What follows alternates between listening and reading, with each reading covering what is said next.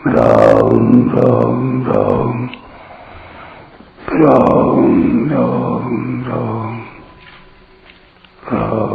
राम राम नारायण नारायण।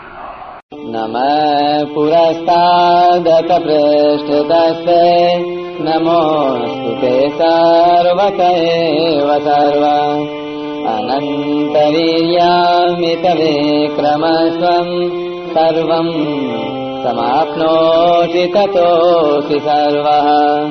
40वां श्लोक। हे सर्व, आपको आगे से नमस्कार हो, पीछे से नमस्कार हो, सब ओर से ही नमस्कार हो। हे अनंत वीर्य, अमित विक्रम वाले, आपने सबको समावृत कर रखा है, अतः सब कुछ आप ही हैं। व्याख्या। नमः पुरस्तादथ पृष्ठतस्ते नमोस्तुते सर्वत एव सर्व। अर्जुन भयभीत हैं, मैं क्या बोलूं, यह उनकी समझ में नहीं आ रहा है, इसलिए वे आगे से पीछे से सब ओर से अर्थात 10 दिशाओं से केवल नमस्कार ही नमस्कार कर रहे हैं। अनंत वीर्यामित विक्रमस्त्वम।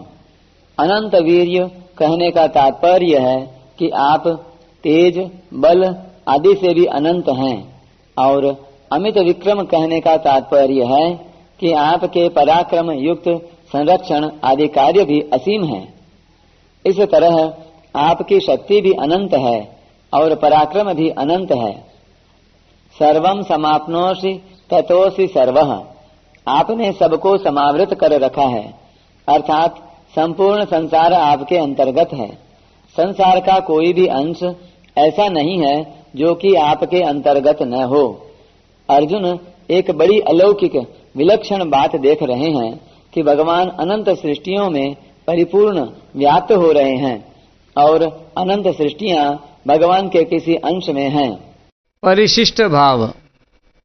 भगवान के दिव्य विराट रूप को देखकर अर्जुन ने कहा कि आप अपने तेज से संसार को संतप्त कर रहे हैं। स्वतेजसा विश्वमिदं तपन्तम। तो संतप्त करने वाले और संतप्त होने वाले दोनों एक ही विराट रूप के अंग हैं। भगवान के उग्र रूप को देखकर तीनों लोक व्यथित व्याकुल हो रहे हैं। लोकत्रयम् प्रव्यथितम महात्मन। तो व्यथित होने वाली त्रिलोकी भी भगवान के विराट रूप का ही अंग है। भगवान को देखकर देवता भयभीत होकर उनका गुणगान कर रहे हैं। केचिद भीतः प्राञ्जलयो गृह्णन्ति। और राक्षस लोग भयभीत होकर 10 दिशाओं में भाग रहे हैं। रक्षांसि भीतानि दिशो द्रवन्ति। तो भयभीत होने वाले देवता और राक्षस भी भगवान के विराट रूप के ही अंग हैं। कारण कि ये देवता राक्षस आदि कुरुक्षेत्र में नहीं थे, प्रत्युत भगवान के विराट रूप में ही अर्जुन को दिख रहे थे।